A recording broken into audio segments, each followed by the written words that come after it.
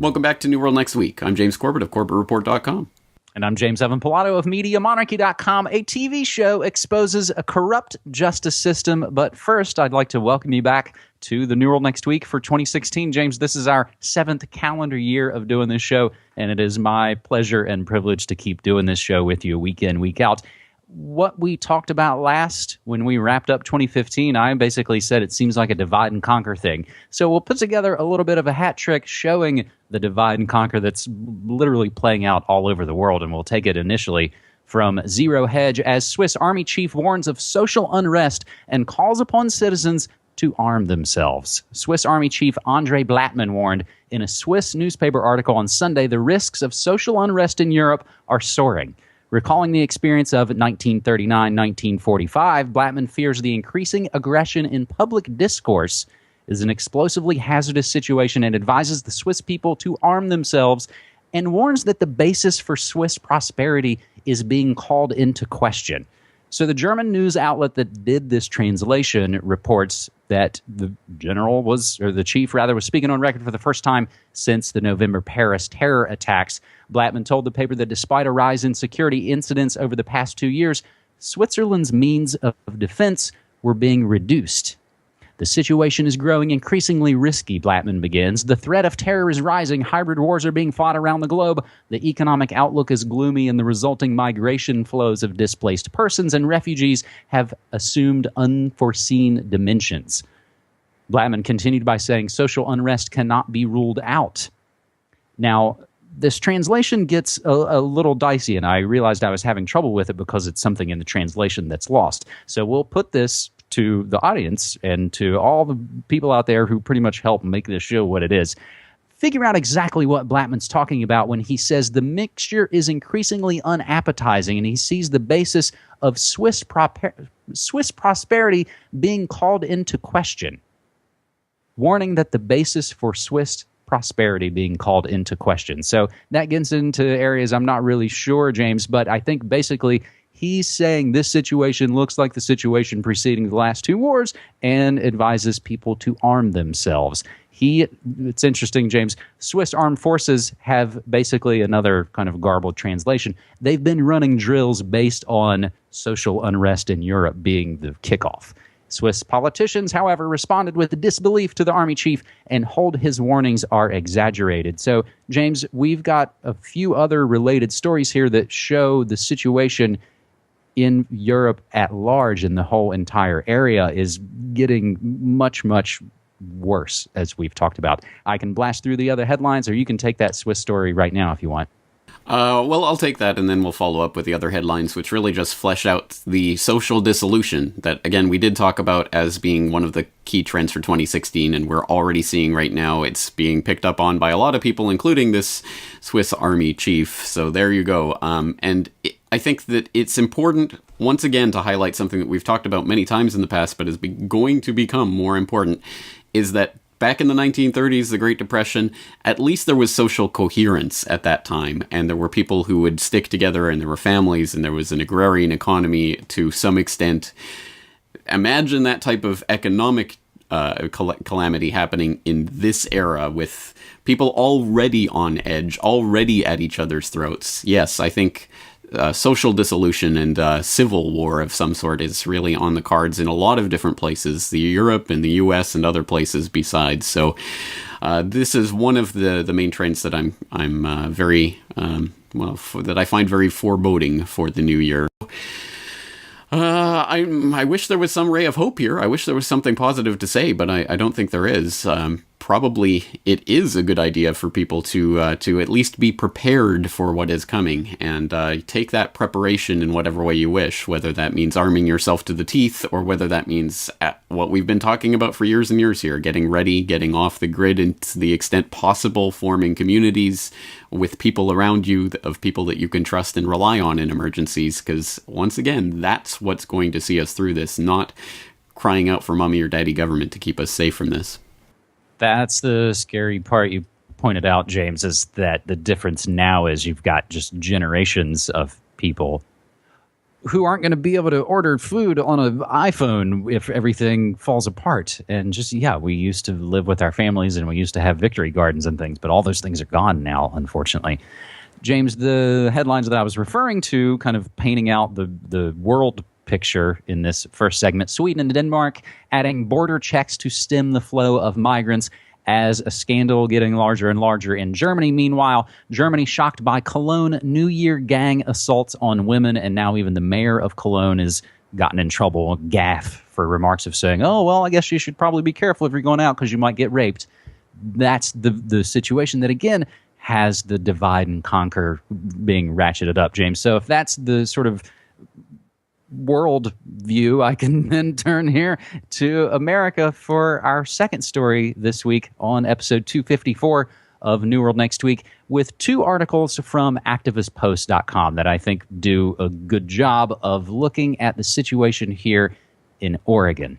Internal war is now on the horizon for America, and that article from Activist Post actually begins by going through all the other situations, James, that we've just kind of referred to, but also throws in, of course, the Saudis and the Israelis and Iran, all those other powder keg situations. But then, over the weekend, in Oregon, Eamon Bundy and friends lured hundreds of protesters under false pretenses, using the Hammond family tragedy as a vehicle to then initiate a takeover on federal buildings that have no strategic or symbolic value, boxing themselves into a static position and proclaiming themselves to be the tip of the spear in the fight against corrupt government. In the meantime, on one side, anyone who questions the validity of this idea or the logic behind the plan is immediately labeled a coward and a keyboard warrior by their supporters. Emotionally manipulative arguments abound because there are no tactically rational arguments to be made, which says the plan was doomed before it was implemented.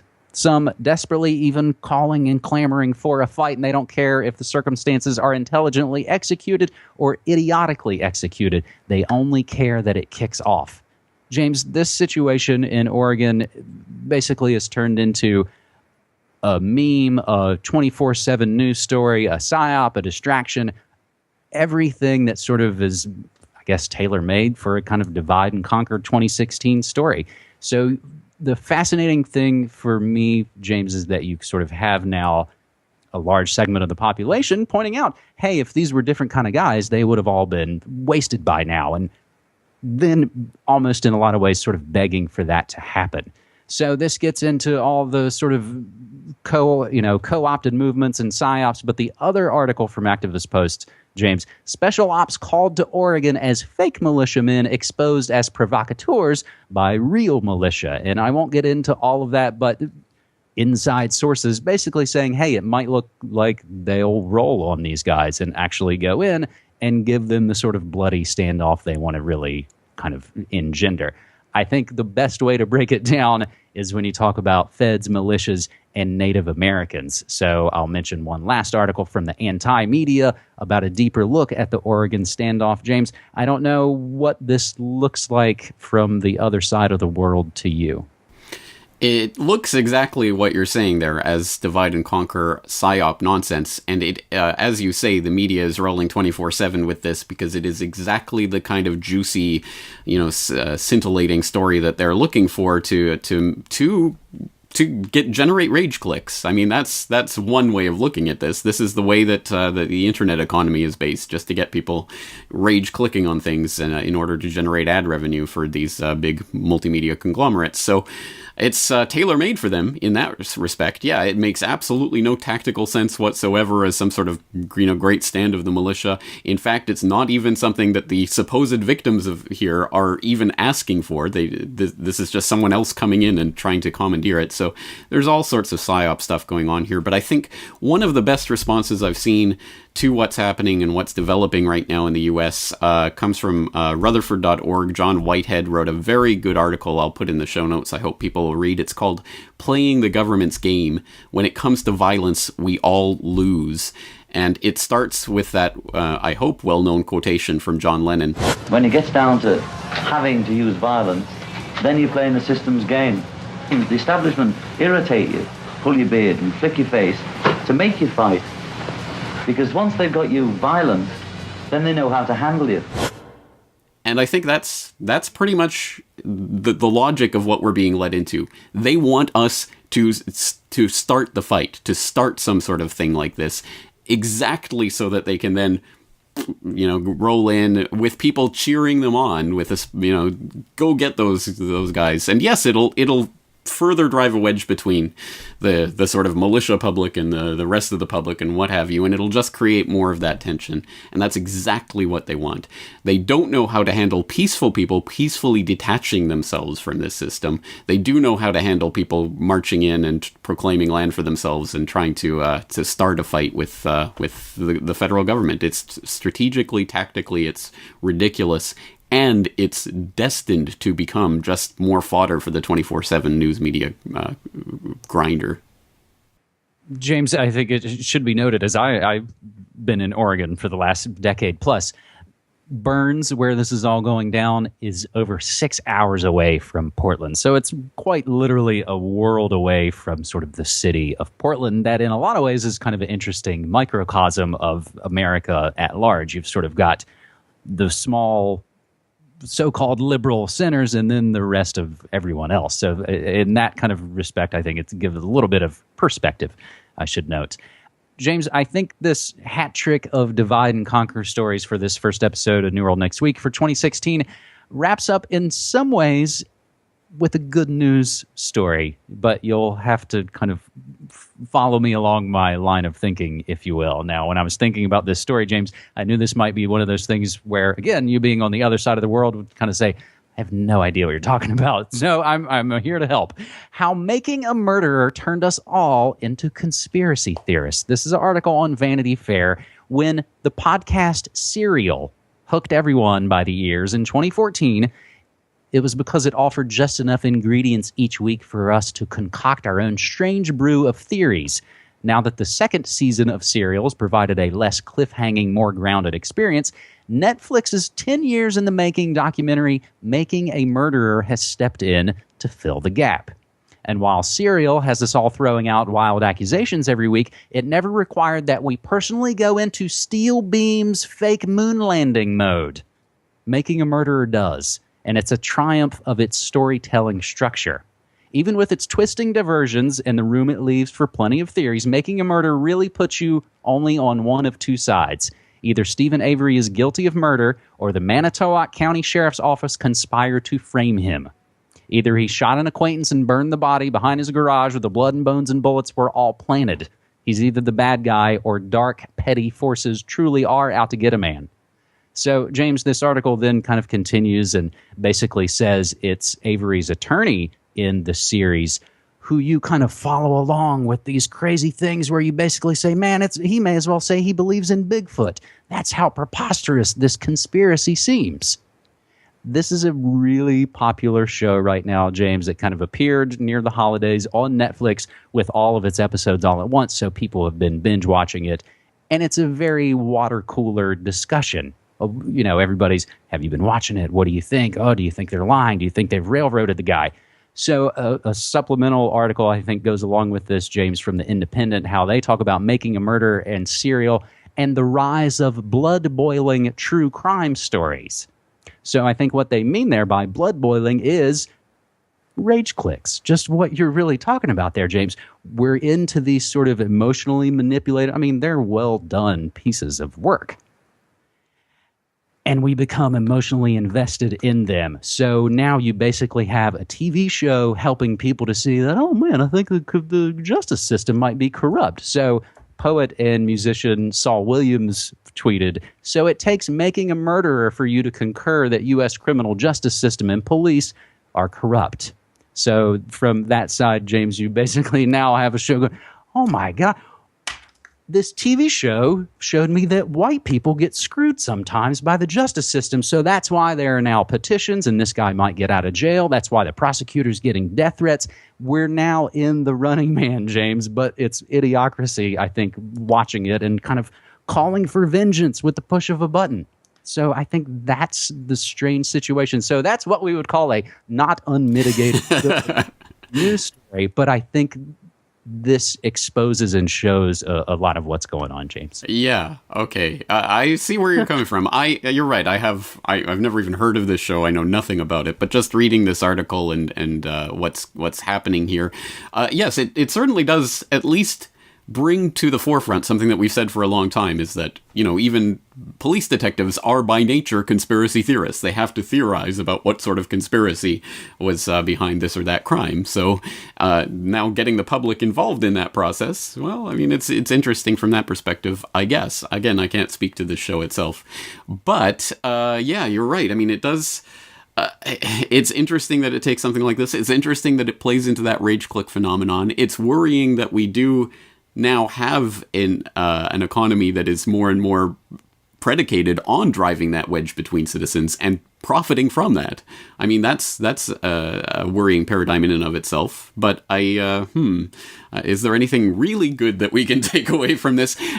On the good side, it does show the power of media. Again, if there are people who have never, this has never occurred to them, or they've never wanted to think about it, who will think about it because of a TV show, that means, again, if we become the media and we put out our ideas and our viewpoint and show the world for our perspective and the things that, the facts that are really important, it can and it does and it is making a difference in the way people perceive the world. So that is a positive thing. Let's try to steer away from big corporate media versions of that, though, and keep it in the alternative independent media. Well, and I think it should be noted, James, that Making a Murder, as I said, was 10 years in the making. It's not like greedy guys and Netflix all just hatched this thing last month and was like, hey, it would be a good divide and conquer thing. They've been working on this for a long time, but your point is well taken that hopefully people are inspired by Making a Murderer and Serial and know something in their town and will maybe look at cases and situations in their own town and say, hey, I've always had this hunch about this or that story or crimes or misdeeds in their own town. So that's really where it turns into making your own media, James. So maybe one other good news note, if I can shoehorn it in. How about the first episode of the new Good News Next Week series? I called it Making Corporate Politicians Wear Their Corporate Logos. James, I began it this last week, and the idea is to do it every week. I'm still kind of working on the format and the credits and all the whiz-bang, all that kind of stuff. But ultimately, I think I've kind of been taking the Ernest Hemingway angle of just the quickest answer is doing the thing. And so making that media and doing it for real and pretty much day in, day out for MediaMonarchy.com has been a big good news thing. So hopefully people will watch the Media Monarchy feed for now daily media, James. I hope so. Nice shoehorn. I absolutely 100% concur. I'm so glad to see you doing this. I love the first episode. I'm looking forward to many more. So I hope people will check that out. Of course, we'll put the link in the show notes so you can go check it out and check out all the work at Media Monarchy's YouTube and MediaMonarchy.com. There's also, of course, the old classic hashtag New World Next Week, and briefly just a couple of other quick headlines that we're following and also updates on stories that we've covered in the recent past here on New World Next Week. U.S. hypocrisy exposed as the world's biggest arms dealer moves to limit America's access to guns. Meanwhile, UN human rights investigator for Palestine quits over Israeli interference. Facial recognition company creates a tattoo detecting technology for the police. Meanwhile, Microsoft shows off just how much data it is collecting from Windows 10 users. And the update from a story we covered here back in October of 2015, Indonesia shocked by the acquittal of the firm related to those forest fires that actually create more pollution daily than the entire U.S. economy. We will include that link back to the October 2015 episode of New World Next Week. And James, I'll just close off by saying again, we can't do this show without getting the news and the information open source style from everyone out there. And hashtag New World Next Week is probably one of the best ways. That's it. Well, let's keep learning our way forward through 2016.